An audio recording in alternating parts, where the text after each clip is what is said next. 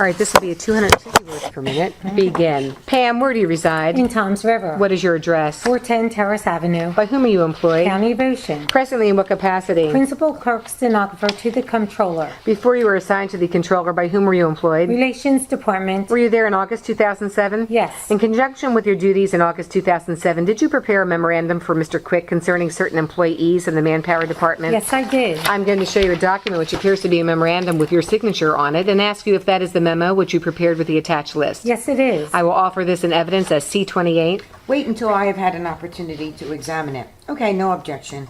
It may be marked as C-28.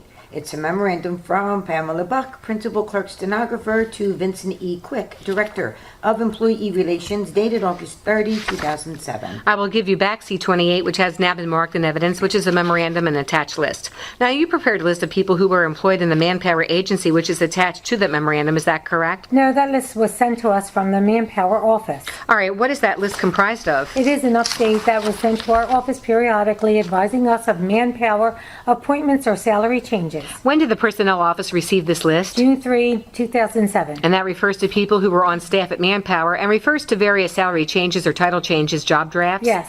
Now you have certain names on this list circled, is that correct? Yes. Did you place the circles around those names? Yes, I did. Are those names of individuals who either have been placed on the payroll or who had salary increases or job classification changes without the prior approval of the Board of Freeholders by resolution? Yes. And would you read the names of those individuals who are in that capacity in that position? The first one circled is Deborah Moray, Renee Morglato, Sean Kelly, Miriam Brusco, Deborah Slocum, Elaine Marshall, Mary Barjack, Mary Burham, and the last one is Joanne Igerson. All of those people had approval salary changes, were being paid different monies or increased salaries or under different job titles by the County of Ocean as of the time you received this memorandum. Is that correct, for varying periods of time? Yes, sir. The effective date was the same day as the memorandum. In all of the cases, the names you have read, the board has not previously approved those positions or salaries by the board action and resolution. Is that right? Right. That is all I have for this witness. I have a few questions. Pam, do you know from whom these updates are received? They come from the person who would be in charge of Title II and Title VI at that time. That would be the program coordinator? Right. To your knowledge, do you know if I ever see these prior to their coming over to the county? Now, I have no knowledge of whether you see them or For not. each of those circles names, was a CS6 prepared As of when, Mr. Hoyer? as of the date of the changes? Offhand, right now, I could not tell you. The CS6s were prepared by the Manpower office and forwarded to us, but I don't know about those other people.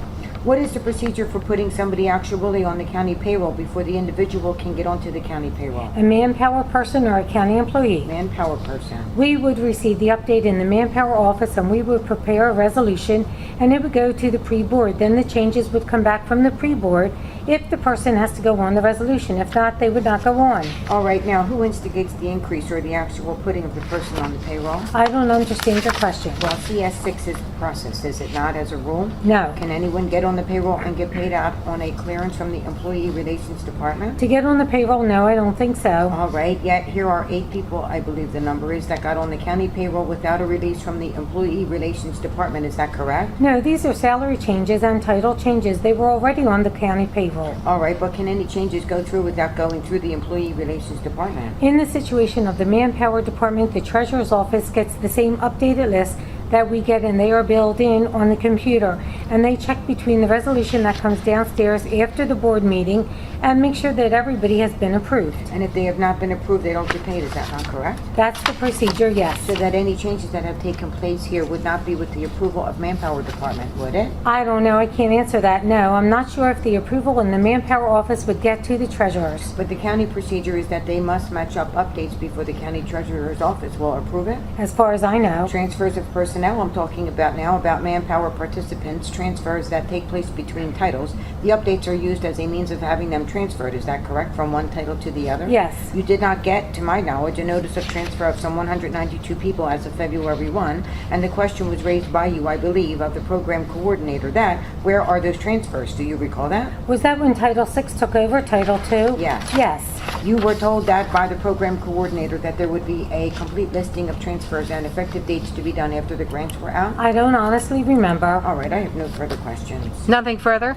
If you had not gone over that list that you received, then it would have just automatically gone through the channels, am I correct? In other words, it is because you went over the list and double-checked it that you were able to discern that they had not been approved? Yes, they usually get put on resolution from this list, and that was my job to prepare the resolution. In other words, when you get this resolution, you assume that they have been through the freeholders? Yes, they go on resolution for approval by the freeholders. It is my understanding, until it went on resolution, that's when the freeholders saw it and made the resolution. Yes, it gets done, or no, it does not get done. All right. Are there any further questions? Is there any signature on that? Not on the updated list, just on the memo from myself to Mr. Quick. Just for clarification, Pam, to your knowledge, the people whose names have been circled by you have never been approved as to those present salaries or positions as of this date, is that correct? Right, for the positions that I've circled. Right now, as of today, there has been no such approval? Not that I'm aware of, no.